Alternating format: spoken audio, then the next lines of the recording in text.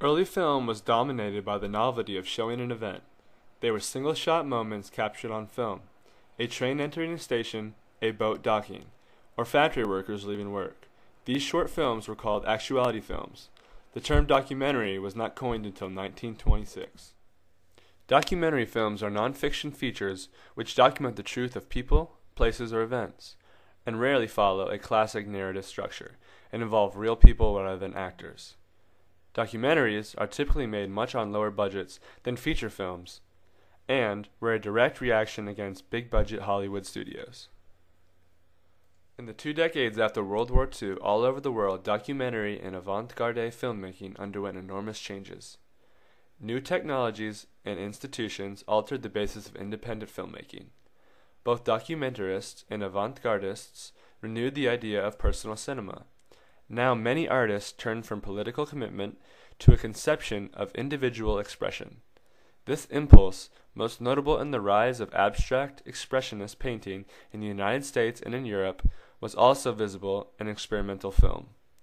Even the post-war documentary film became more of a vehicle for the filmmaker's beliefs and feelings than had been usual before. By the late 1950s and early 1960s, the sort of objectivity courted by documentarists entered the avant-garde as well. The artists no longer expressed personal feelings, but rather invited the spectator to scrutinize the process or witness an improvised scene. Because this approach risked boring the audience, the artist asked audiences to accept a cinema that refused to arouse and fulfill the narrative appetites to which Hollywood catered. After the early 1950s, fewer documentaries appeared on theater programs. Television journalism displaced the weekly newsreels, and studios ceased to produce them. Yet television also provided a new market. Before the war, feature-length documentary had been rare, but by the early 1960s it had become more common, aimed at television broadcast or occasional theatrical exposition. Another prevailing idea was a new interest in capturing unpredictable events on film. Before 1950, most documentary cinema had sought to control chance to a great degree. The filmmaker might record a casual action, but that would be smoothly absorbed into a larger structure of meaning thanks to editing and voiceover commentary. Most major documentarists resorted to more strongly controlling techniques, such as staging scenes for the camera.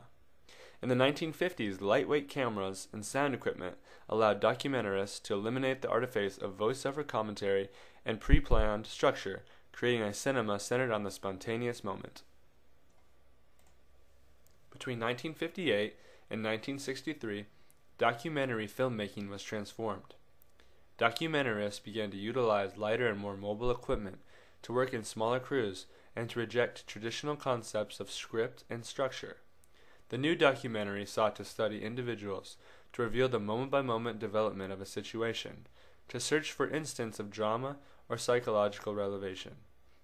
Instead of staged scenes dominated by a voiceover narration, the new documentary would let the action unfold naturally and permit people to speak for themselves.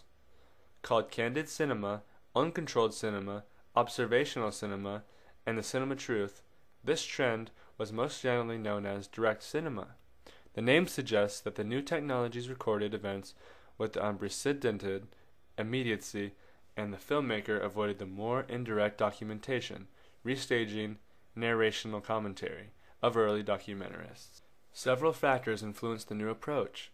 Most generally, Italian neorealism had intensified documentarists' urge to capture everyday life.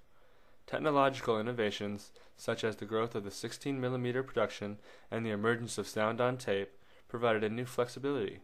Moreover, television needed motion pictures to fill airtime, and the network news organizations sought a fresh approach to audiovisual journalism. In the United States, documentarists affected by these conditions forged distinct versions of direct cinema.